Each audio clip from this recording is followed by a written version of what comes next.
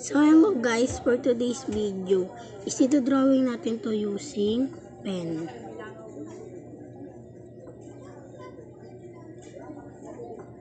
Yan, pentel pen. So pagalaw-galaw yung screen. So mahirapan ako nito. Tsaka bawal din masanggi yung ginagawa ko dahil mabubura siya dahil whiteboard lang naman to. So tignan nyo naman guys.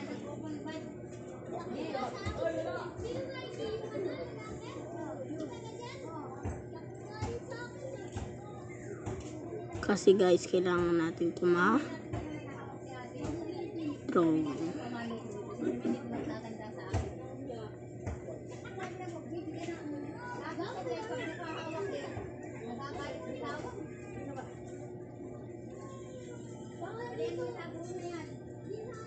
So ayan na siya guys.